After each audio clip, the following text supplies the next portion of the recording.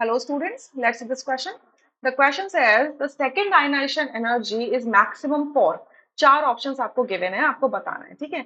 Ionization energy क्या होती है? जब आप एक इस आइसोलेटेड न्यूट्रल गैसियस एटम की वैलेंस शेल से एक लूजली हेल्ड इलेक्ट्रॉन निकाल के इसको यूनिवैलेंट कैटायन में कन्वर्ट कर देते हो, तो एक एनर्जी प्रोवाइड करते हो उस एटम को, सो उस एनर्जी को ही कहते हैं आयनाइजेशन एनर्जी। क्लियर?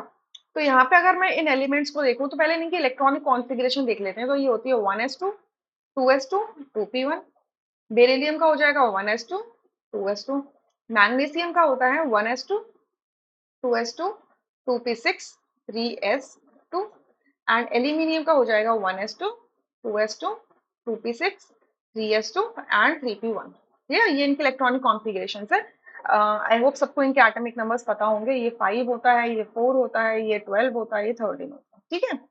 अच्छा, मैक्सिमम सेकंड आयनाइजेशन थेरेपी पूछे। सेकंड आयनाइजेशन का मतलब क्या है कि ये जो कैटायन बना है, एक इलेक्ट्रॉन लूज करके फर्दर इसमें से एक और इलेक्ट्रॉन लूज करके इसको डायावैलेंट कैटायन में कन्वर्ट किया जाए, ठीक है। तो उसको हम कहेंगे सेकंड आयनाइजेशन एंथैल्पी। क्लियर? किसकी ज्यादा हो? सो बेरिलियम की तो बहुत ज्यादा होने वाली है। क्यों? क्योंकि आप इसमें किसमें से इलेक्ट्रॉन निकाल रहे हो? 2s में से, जो ऑर्बिटल कंप्लीटली फिल्ड है और स्फेरिकल शेप का है, न्यूक्लियस के क्लोजर होगा, उसमें से इलेक्ट्रॉन निकाल रहे हो। तो बेरिलियम की तो सबसे ज्यादा होगी, फर्स्ट ही सबसे ज्यादा होगी, तो सेकंड तो होगी ही होगी। तो हम बेरिलियम की बात नहीं कर सकते यहाँ पे, इस वजह से बेरिलियम का ऑप्शन यहाँ से रूल आउट ही हो जाता है, ठीक है। क्लियर? अच्छा, अब अब मैं अगर बोरॉन की बात करूं और एल्यूमिनियम और मैग्नीशियम की बात करूं, तो एल्यूमिनियम में जाएगा तो 3p से इलेक्ट्रॉन इजीली निकल जाएगा। मैग्नीशियम में 3s से निकलेगा, चलिए निकल जाएगा, क्योंकि फिर वो सोचेगा कि नियरेस्ट नोबल गैस कॉन्फ़िगरेशन आ जाएगी नियॉन की, ठीक है।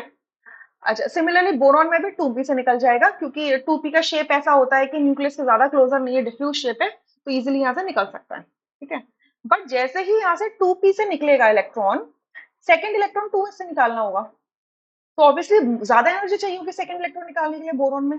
मैग्नीशियम में सेकंड इलेक्ट्रॉन 3s से निकलेगा, जो कि ज्यादा एनर्जी लेगा, बट बोरॉन से कम लेगा, क्योंकि वो nearest noble gas configuration attain कर रहा है और वो भी 3s का ऑर्बिटल है, दूर है न्यूक्लियस से। सिमिलर केस में एल्यूमिनियम में भी वही होगा कि आपका जो इलेक्ट्रॉन निकलेगा वो 3s से निकलेगा, राइट। तो ऑब्वियसली न्यूक्लियस से दूर है, सो सबसे ज्यादा सेकंड जो आयनाइजेशन एंथैल्पी होगी इन सब में, वो बोरॉन की होगी। क्लियर? सो आपका ए ऑप्शन करेक्ट होगा, rest are incorrect. I hope you understood. Thank you.